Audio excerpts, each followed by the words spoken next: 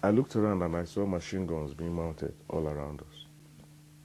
Some of them were also carrying automatic rifles. There was silence. The next thing is, they started shooting.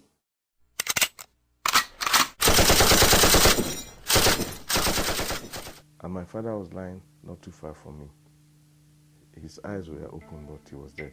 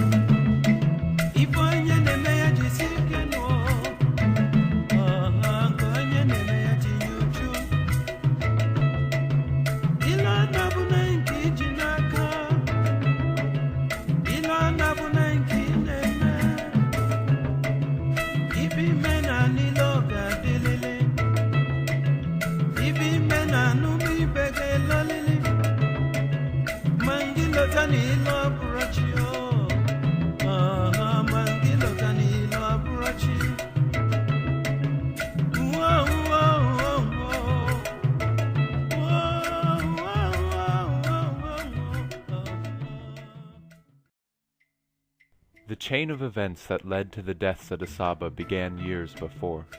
British colonialists created Nigeria by cobbling together many once independent territories, each with its own culture. In 1960, when it gained independence, Nigeria was home to over 200 different ethnic groups, the largest being the Hausa Fulani, the Yoruba, and the Igbo. Fears that one group would dominate led to ethnic tension and corrupt elections, which set the stage for the overthrow of civilian rule by a group of military officers in January 1966. Many Northerners saw this as an Igbo power play. There had long been resentment against the Igbo, who had embraced Western education and become leaders in business and civil service across the country. Attacks on Igbo people erupted across northern and western Nigeria that May. A counter-coup replaced the Igbo head of state with Colonel Yakubu Gowon in July, and the killings escalated into systematic massacres, which the Igbo called pogroms. Thousands of Igbo fled to their ancestral homes in the east and Midwest, including Asaba. By early 1967, the governor of the eastern region, Colonel Emeka Ojukwu, was arguing that Igbos were no longer safe in Nigeria. After political negotiations failed, he declared the sovereign state of Biafra on May 30th. Soon after, civil war broke out. Located on the west bank of the river Niger, Asaba was never part of Biafra, remaining part of the multi-ethnic Midwest region. It was a quiet town, its population now swollen by the arrival of refugees from the north and west. The war came to Asaba in August 1967, when Biafran troops crossed the Niger Bridge and invaded the Midwest. They quickly spread west, overrunning Benin City and coming within striking distance of Lagos. Federal forces quickly regained the initiative, retook Benin City in late September, and pushed the Biafrans back to Asaba. On October 5th, the retreating troops crossed back into Biafra, destroying the bridge as they left. Federal troops under Colonel Murtala Muhammad arrived late on October 5th, striking fear into the townspeople. Soldiers began going from house to house, rounding up men and boys suspected of Biafran sympathies. Somebody came looking for my brother-in-law and said that the federal troops had come into Asaba and they were burning houses, and you open the door and tell them that no Biafran troop was there, that the house will be burnt, everything will be burnt. Soldiers gathered people together, and executions began. A young man, maybe in his late 20s, early 30s, came with his wife. The wife just had a new baby. Then sitting where we were, the man with the baby, a soldier came to him and said, "What did they do here? What did they do here?" He didn't say anything. So he said, "Take that baby, give your wife, tell them bye-bye." I said, "Move." He got up and started moving. And as he was moving, he was starting to look at the soldier, telling him to move, like, "Where do you want me to go?" And the man pushed him at the back with the gun. Put him at the back with the gun. I said, "Move, Nyamari, move. Say one Nigeria." So the guy put up his hand and said, "One Nigeria." I would just heard a crack. Bap. And right there, they shot him. The wife didn't say a word. And I said, everybody, police station, that everybody should go to police station, apart from the old people, like my grandmother. So myself, my dad, I was walking behind him all the way. But then, just about 2 kilometers down the road from my house, we saw 2 corpses with their heads blown off. People, these white garment church people, one of them with a bell, the other one with a lantern, still burning at that time. So that was the first sign we got that there was trouble. So that sent shivers, down our spines. And so we got to the police station, and there was a huge crowd. And then the police station, come around, Mr. X, Mr. B. If you take us to his house, you'll be free. They had names they wanted to kill. And once in a while, they pick somebody from the crowd, go to the back of the house, and they hear gunshots. My husband and the brother, and all those about 400 people who were following them, they were shot at the police, in front of the police station at Asaba. I held on to the person I saw, the soldier. I said, "Why did you kill my husband?" I don't want to remember what happened. I said, "Why did..." The man with the butt of the gun hit me on the chest. If you, woman, if you are not careful, you get killed as well. From that point, I went home. I got home to tell them that they had been killed. Papa, that's my father-in-law. When he heard that his 2 sons were killed, he went out. And before you go out to say, "What happened?" they shot him. They killed him. On October 6th, in an attempt to end the violence, leaders summoned all the townspeople to a peaceful march, pledging loyalty to Nigeria. On the morning of October 7th, thousands of men, women, and children from every quarter of Asaba joined the parade, singing and dancing. They came with the normal Asaba way, with a gong, announcing that the soldiers are already in Asaba, killing people, that if we can come to welcome them and declare peace with them, that we're with them, they will be spared. Started hearing, dancing group. One Nigeria, one Nigeria, one Nigeria, one Nigeria. So along the line, I said, "Okay, let us go," myself and my cousin. So as we are coming out, towards the road, that time the dancing group, they were around it. Then soldiers surrounded them. We are guiding them. That is Nigerian soldiers. We were carrying guns. But they lined up and said, "Women here, men here." And women who came with their sons were removing their skirts and blouse to disguise. So when I saw this scenario going on, and I felt something is wrong. If these women can disguise their children, and my mother is not here, what do I do? And I looked at the whole place. There is no avenue for escape. They took us to certain quarters, and eventually the man was a captain. He ordered them to start shooting us. Gunshots. Pa, pa, pa, pa, pa, pa, pa, pa. People were falling. So when people fell, I fell with them. And they continued shooting and shooting and shooting. I lost count of time. I don't know how long. After some time, there was silence. And surprisingly, a lot of people stood up from all the bodies and fled into the bush.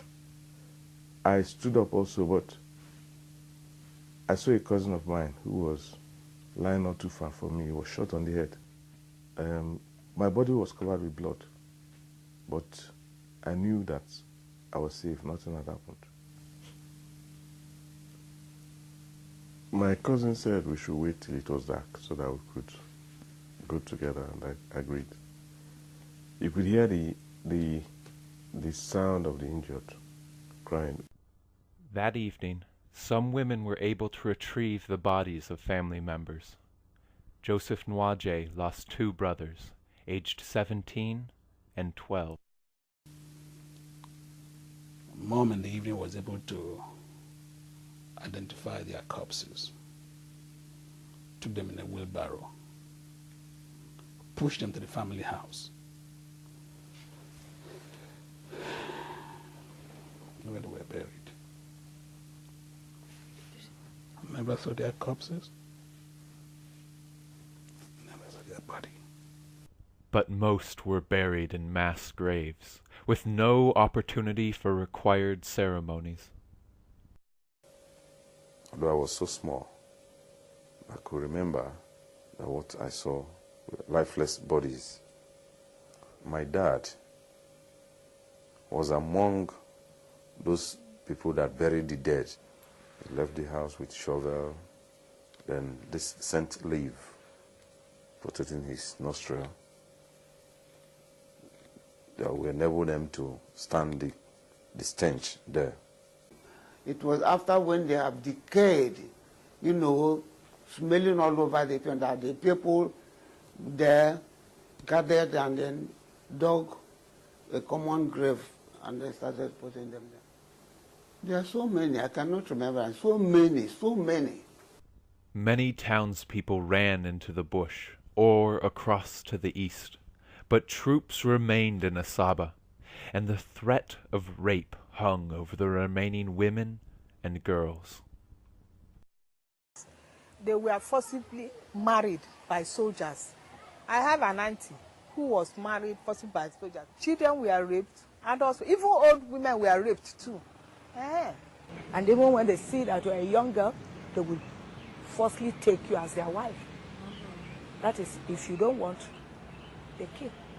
As people trickled back, they found the once thriving town deserted, houses burned and everything of value stolen.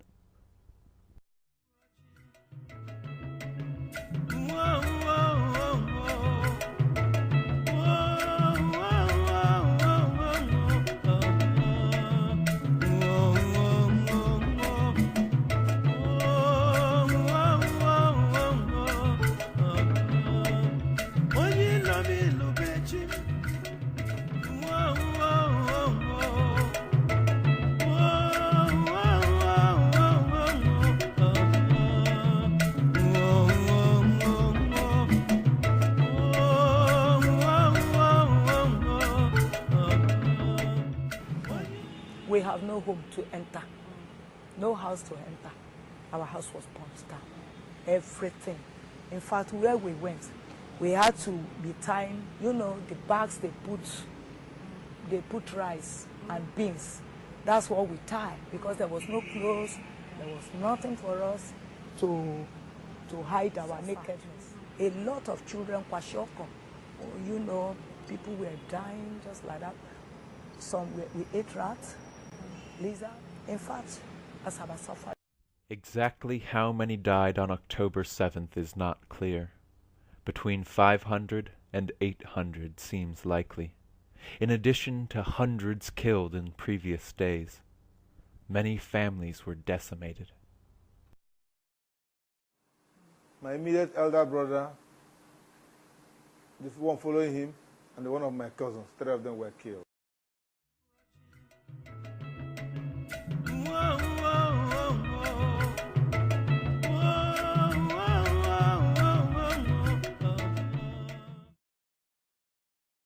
You need to know who my husband was.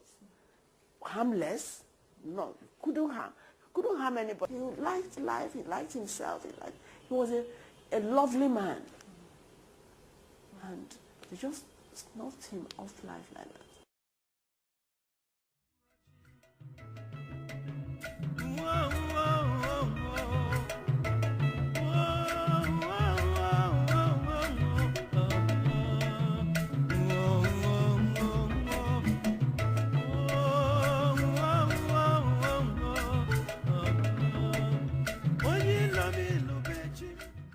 Was my favorite brother, and he was outstanding as a student. He was captain of cricket, captain of soccer. He was a sprinter. He was a sprinter, and he was in the Nigerian 100 meters relay team. So it was a great loss, you know, to the family. Of course, one tries to forgive.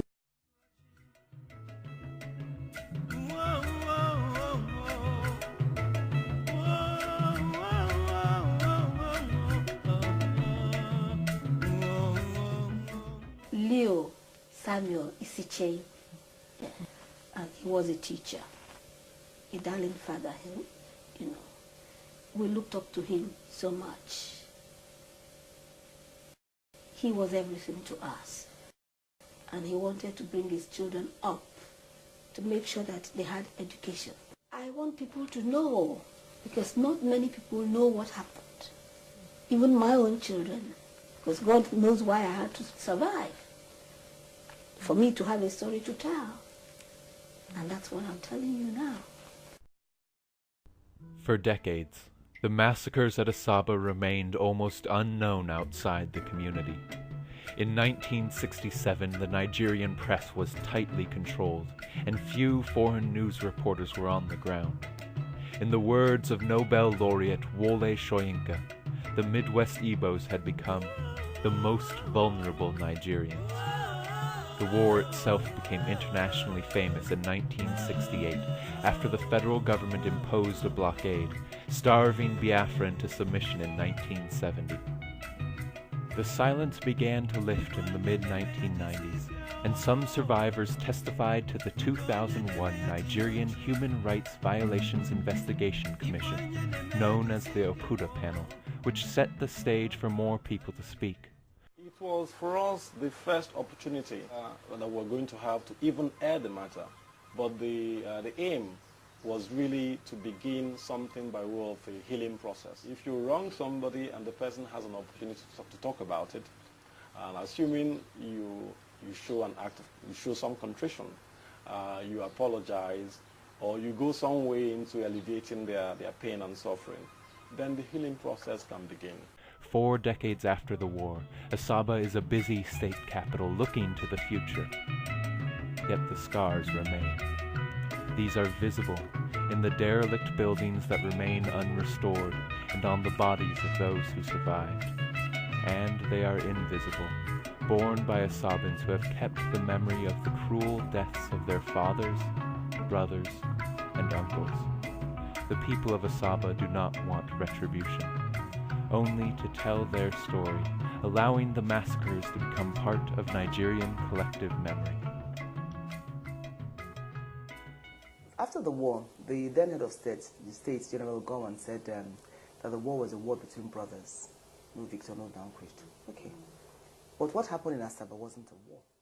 There was no fighting going on in Asaba when the federal troops got there. No fighting whatsoever. Those that they killed were not soldiers. They just took them and lined them up and killed them. Even in the history books, in the military history books, there's no mention of it. It has got to be part of our history. Because if you don't have a history, you really cannot go ahead in life and go ahead properly. It's got to be part of our history. Nigeria is a mix of so many different people, different tribes, languages, religions, everything. I was born into this entity called Nigeria. I am proud, very, very proud to be a Nigerian. But so also, I am very proud to be female. I am very proud to be an Igbo woman. I'm very, very proud to be an Asaba woman. This country belongs to all of us equally. Nobody should be made to pay any price that is way beyond that which is necessary to keep the country going. We paid more than a necessary price during the war. Thank you.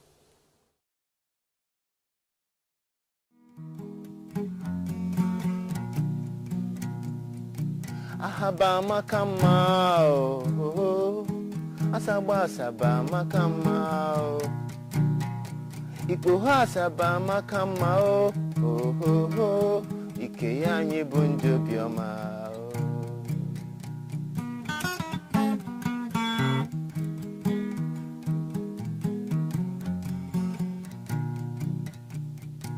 Ahaba makama oh oh oh oh. Asaba makama oh. Ikpo asaba makama oh oh oh. Kaya anyi bundi obioma. Oya oh ya oh ya. Oya oh oh oh oh oh. Bianu ge kili oya.